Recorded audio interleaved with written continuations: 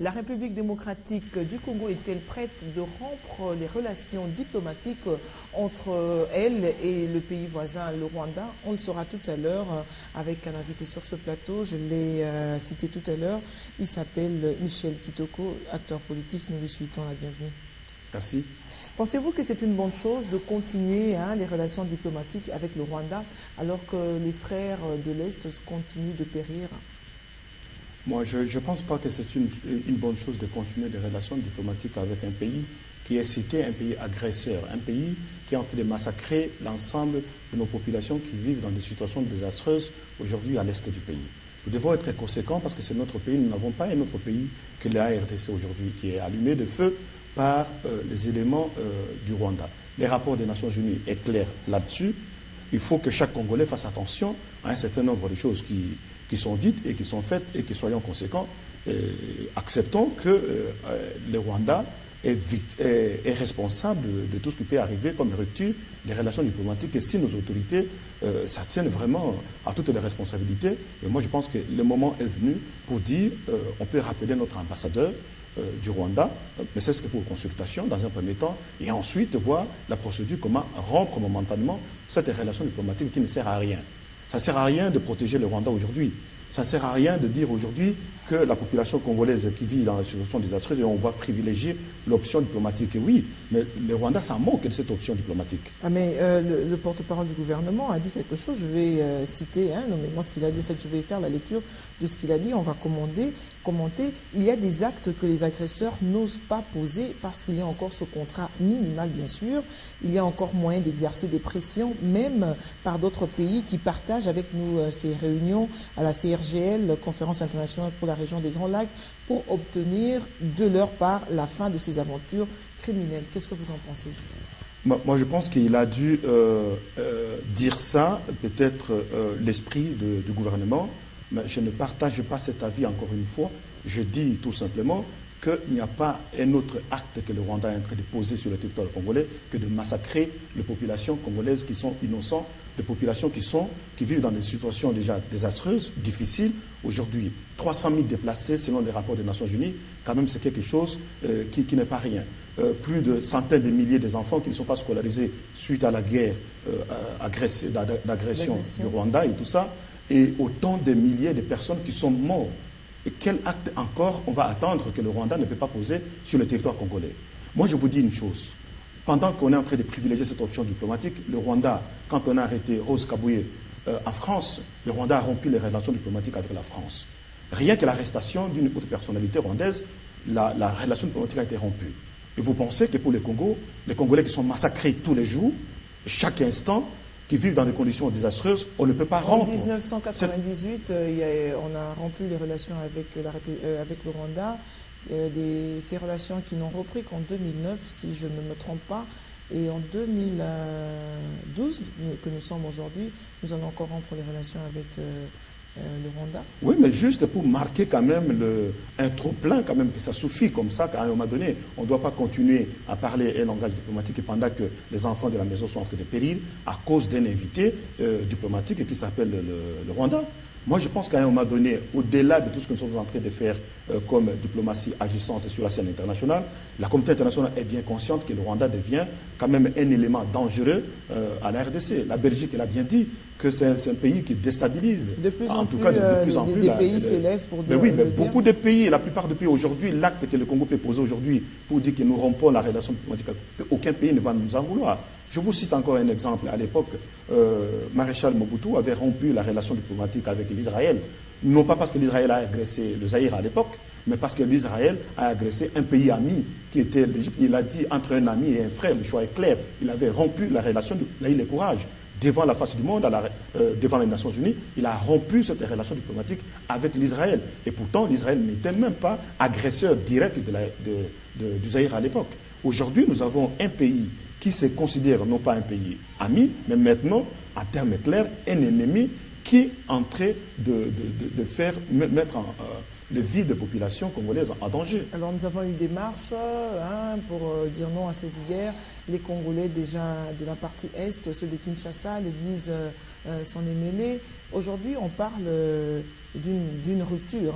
Certaines personnes, des voix se lèvent pour parler d'une rupture diplomatique entre le Rwanda et la République démocratique du Congo. Pensez-vous que supposons que ça arrive, que cette relation soit remplie, vous pensez que les choses pourraient changer dans l'Est de la RDC? Non, je ne dis pas que c'est une solution. Je ne dis pas que c'est une solution, mais c'est un acte minimal. Le minimum qu'on peut poser aujourd'hui, c'est de se regarder en face pour dire que nous ne méritons pas faire une diplomatie d'hypocrisie, une diplomatie au rabais, une diplomatie dont on sait que la nuit, ce sont des enfants congolais qui périssent. On ne peut pas. Aujourd'hui, nous sommes face à une situation où les vérités doivent éclater sur la place publique. Et de plus en plus, cette vérité est sur la place publique. Nations Unies est là pour nous aider. Une vérité qui doit apporter en principe des changements. Ben justement, les changements. Aujourd'hui, il y aura peut-être des propositions de sanctions contre le Rwanda par les Nations Unies. Oui, je pense qu'autant d'actes aussi importants qui doivent être posés sur la table. Si le Congo ne prend pas ses responsabilités pour dire, bon, voici, il y a cet ennemi-là qui est là. Maintenant, on les reconnaît, le monde entier les sait. Comme on a toujours dit dans nos dialectes, le sorcier, si vous ne criez pas que vous êtes sorcier, il va continuer à faire ses aventures sorcières. Moi, je pense qu'aujourd'hui, le temps est venu pour dénoncer les actes de barbarie qui viennent de ce pays qui s'appelle le Rwanda. Il n'y a pas honte à les dire parce que c'est le monde entier qui est en train de les dire. Et d'ailleurs, j'en profite de cette occasion pour vous dire que le premier rapport des Nations Unies, ce n'est pas le Congo qui a désigné le Rwanda comme un pays agresseur. C'était le rapport de MONUSCO. Qui dit rapport de MONUSCO dit rapport des Nations Unies qui nous indique le pays agresseur qui soutient les M23. Tout à fait, mais est-ce que c'est pas mieux qu'il y ait d'abord des sanctions contre le Rwanda pour que la République démocratique du Congo peut-être prenne le recul diplomatique? Vous ne pensez pas que c'est une meilleure façon Vous ne pensez pas? Je ne peux pas penser à ça pendant que les enfants congolais sont en train de périr chaque jour. Sauf si on me dit aujourd'hui, comme par enchantement, que c'est faux, qu'il n'y a pas eu mort d'homme, qu'il n'y a rien et que tout est calme, ça se passe bien. Là-bas, oui, je peux comprendre. Mais quel est ce dirigeant-là qui peut dormir aujourd'hui, faire des beaux rêves à partir du moment où on sait que la population congolaise est en train de périr, est en train de vraiment de souffrir là-dessus. Et chaque jour, nous avons des cris de femmes congolaises qui crient par des viols, violentées et tout ça. Qui peut être tranquille? Qui est ce Congolais-là qui va dormir dans des conditions un peu tranquilles? Nous sommes ici à Kinshasa. Donc pour vous, on rend d'abord les relations et s'ensuit les sanctions. Les relations diplomatiques, c'est le minimum qu'on devait poser comme acte. Le minimum, je ne dis pas que c'est une solution, c'est le minimum de mécontentement pour dire ce n'est pas possible, nous ne méritons pas ce qui est en train de se passer aujourd'hui. Nous devons dénoncer et crier tout haut. Non, en fait, je n'ai pas parlé des solutions, j'ai dit ceci. Si je vous comprends bien, vous préférez qu'il y ait d'abord une rupture de relations diplomatiques et après on pourrait donner des sanctions oui, justement, parce que les sanctions, au Rwanda. Parce que les sanctions, nous dépendons des sanctions qui vont venir non pas de la RDC, mais de la communauté internationale. Mais le Congo est responsable de ces actes sur la scène internationale, notamment la souveraineté congolaise peut dire aujourd'hui, en toute souveraineté, dire nous rompons pour le moment, momentanément, la relation avec le Rwanda, la relation diplomatique avec le Rwanda, vu que le Rwanda est considéré comme un pays agresseur. Et nous le savons. Et c'est tous les jours qu'il y a des victimes à l'Est par le Rwanda. Ça, c'est clair et net. Moi, je pense que le minimum d'actes qu'on peut poser aujourd'hui, là, c'est de rappeler notre ambassadeur. On ne l'a jamais fait, de rappeler pour consultation dans un premier temps. Et ensuite, s'il faut rompre cette relation, on rompt la relation. Ça ne sert à rien de passer à des périodes que moi je considère hypocrites, se gargariser derrière certaines phraséologies hypocrites aujourd'hui. Alors les réalités sont là. Les Congolais sont endeuillés. Aujourd'hui, c'est chaque jour qu'on attend crier des victimes quelque part. Donc ce n'est pas possible, ça devient insupportable. Jusqu'à quand nous allons attendre cet acte minimal, le minimum de faire rappeler notre ambassadeur et dire à l'ambassadeur qui est ici, ok, vous êtes considéré comme un pays agresseur, vous pouvez retourner momentanément parce que nous sommes à la limite en guerre. Alors, d'après vous, si aujourd'hui, il se faisait que les relations soient rompues, quelle est votre démarche à entamer? La démarche à entamer, c'est que nous sommes soutenus par la communauté internationale. Ça, sur le plan diplomatique, nous sommes totalement gagnants. Il reste maintenant à faire face que la communauté internationale qui soutient le Rwanda, si c'est peut-être par le moyen de la bataille militaire sur le terrain, ok, nous pensons qu'aujourd'hui, il y a beaucoup de pays qui peuvent nous soutenir sur le terrain à récupérer la partie occupée par les Rwandais. Alors, on condamne, l'ONU condamne et continue de condamner, mais qu'est-ce qui est fait finalement? Il continue de condamner, C'est bien de condamner, mais il faudrait quand même oui, mais qu'il y là, ait des solutions. Justement, la solution c'est quoi? Nous devons récupérer par la force. Je dis bien par la force. Et quand vous parlez de nous, c'est la RDC. La RDC doit récupérer par la force les territoires qu'occupe le Rwandais aujourd'hui. Vous savez, même dans la Bible, madame, même dans la Bible, pour récupérer la terre sainte, Dieu n'a pas demandé à l'Israël d'aller faire des prières pour récupérer la terre sainte. Il leur a dit, c'est par la force que vous allez récupérer ces territoires qui occupent les gens qui ne sont pas censés occuper ces territoires-là. Nous avons ce devoir et l'obligation de récupérer aussi notre territoire par la force.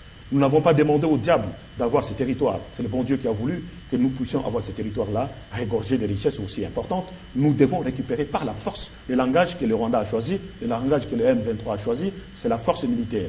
Ok, nous devons avoir des contrats bilatéraux avec les pays amis qui peuvent nous soutenir militairement sur le terrain, de façon à ce qu'on puisse en découdre avec les ennemis que nous considérons aujourd'hui, le Rwanda et les M23 qui s'aventurent sur le terrain en train de massacrer l'ensemble de la population congolaise qui vit à l'Est. Merci bien, Michel Kitoko. Malheureusement, je sens que vous avez beaucoup à dire, mais le temps nous imparti touche à sa fin. On va laisser la place à autre chose. C'est un sujet qui continue de faire couler beaucoup de salive et d'encre, donc on pourrait toujours vous inviter. Je vous remercie. Je pense toujours à nos compatriotes de l'Est. Tous les jours, je pense à nous. Merci. Merci, fidèles téléspectateurs. Nous poursuivons avec une petite pause au Grand Journal à 19h. Vous avez la grande édition du journal qui vous sera présentée par Jules Mwamba et je vous retrouverai pour la seconde partie autour de 19h40 minutes. À tout à l'heure et bonne suite de programme sur Télé 50.